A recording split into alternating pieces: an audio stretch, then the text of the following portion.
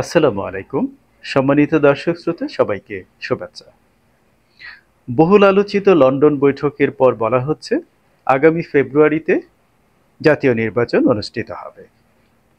সম্মানিত দর্শক শ্রোতা, আপনারা কি তাই মনে করছেন? সত্যি কি আগামী ফেব্রুয়ারিতে একটি নির্বাচন হচ্ছে? আমি মনে করি আহ, বৈঠকের পর সরকার এবং বিএনপির তরফে যে যৌথ বিবৃতি প্রদান করা হয়েছে এবং চেতাম হাউজে ডক্টর মোহাম্মদ ইউনূসের যে সাক্ষাৎকারের বিষয়বস্তু, এ দুটি ইভেন্টের অন্তর্নিহিত সত্য যদি বিবেচনা করা হয়, তাহলে সহসা একটি নির্বাচনের সম্ভাবনা আমি দেখছি না, সত্যিই দেখছি না।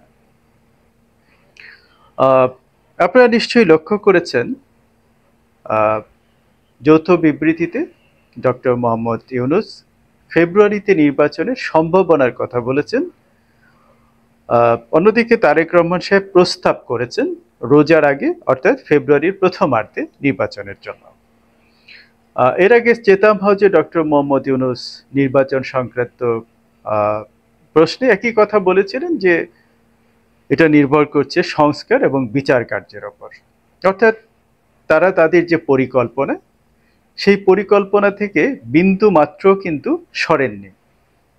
তারেক রহমান সাহেবের সঙ্গে যে বৈঠকটি হয়েছে সেখানে সাফল্য ব্যর্থতা, কে জিতেছে কে হেরেছে সেটা নিয়ে বিতর্ক আছে।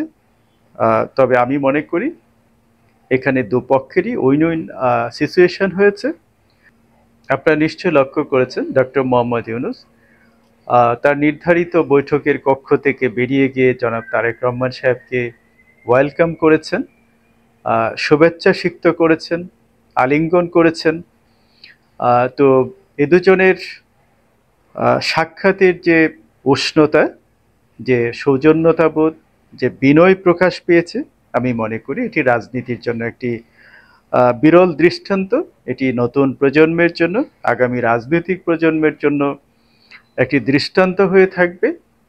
আমি মনে করি আমরা যারা এতদিন সরকার এবং বিরোধী দলের মধ্যে সম্পর্কের যে শীতলতা, বিশেষ করে রাজনৈতিক অঙ্গনে শিলাবৃষ্টির ঝঞ্ঝনানি দেখে আমরা যারা ত্যক্ত বিরক্ত, সেখানে এই দুইজন নেতার যে সৌজন্যতাবোধ, সম্পর্কের যে সৌন্দর্য, যে সৌরভ তারা ছড়িয়ে দিয়েছেন, আমি মনে করি দুঃখিত আমি মনে করি এটি হচ্ছে আজকের বৈঠকের সবচেয়ে বড় সাফল্য। এর বাইরে রাজনৈতিক সংকট কিংবা নির্বাচন প্রশ্নে সত্যিকার অর্থেই কোনো অগ্রগতি আছে বলে আমি মনে করছি না। কেননা সরকারের তরফ থেকে যেসব কথা বলা হয়েছে ঘুরে ফিরে সেই পুরনো কথাই কিন্তু বলেছে, এখানে নতুনত্ব কিছুই নেই। অন্যদিকে আপনাদেরকে একটি ভয়ঙ্কর তথ্য দিতে চাই, সহসা একটি নির্বাচন করা সরকারের মাথায় নেই। তাদের লক্ষ্য হচ্ছে তাদের পেছনের যারা কুশীলব তাদের স্বার্থ সিদ্ধি করা, এবং সেই স্বার্থ সিদ্ধির জন্য তারা এমন একটি পরিস্থিতির উদ্ভব করতে পারেন যেখানে একটি নির্বাচন বহুদিনের জন্য নির্বাসিত হতে পারে। একথা কেন বলছি, নিশ্চয়ই আপনারা লক্ষ্য করেছেন সম্প্রতি জাতিসংঘের আবাসিক সমন্বয়ক গোয়েন লুইস যে কথা বলেছেন, ভয়ঙ্কর কথা বলেছেন, যে একটি দলের, রাজনৈতিক দলের অংশগ্রহণ ছাড়াও অংশগ্রহণমূলক নির্বাচন হতে পারে, এবং তারা সহসাই সংস্কার কার্যক্রম এগিয়ে নেওয়ার জন্য ঢাকায় অফিস খুলছেন। তো এইটার পেছনে ষড়যন্ত্রের যে গভীরতা, এটি যদি রাজনৈতিক নেতৃত্ব তথা বিএনপি উপলব্ধি করতে ব্যর্থ হয়, তাহলে বিএনপিকে যদি অদূর ভবিষ্যতে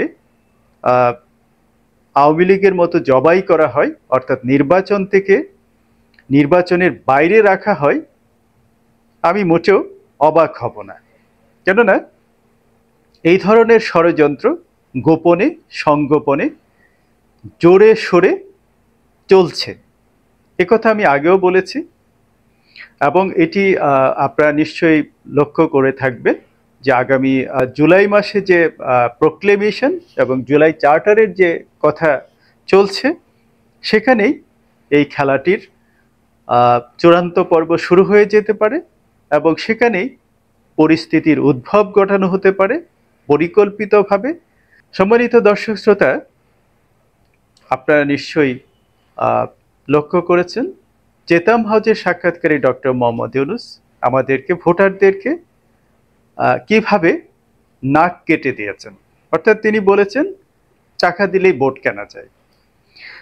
ডক্টর মোহাম্মদ ইউনূস এ কথার মধ্য দিয়ে আমি মনে করি চরম অপরাধ করেছেন।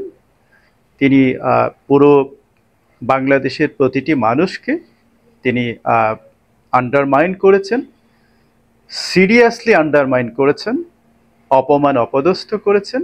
এই ঘটনার জন্য তীব্র নিন্দা জ্ঞাপন করছি এবং আমি জোর দাবি জানাচ্ছি জাতির পক্ষ থেকে, ডক্টর মোহাম্মদ ইউনূস আপনি দেশে ফেরার আগেই জাতির কাছে ক্ষমা চান। এতে আপনি ছোট হবেন না, কারণ আপনি আন্তর্জাতিকভাবে অত্যন্ত নন্দিত একজন মানুষ। সুতরাং বাংলাদেশের মানুষের কাছে আপনি নিন্দিত হন, এটা আমি চাই না।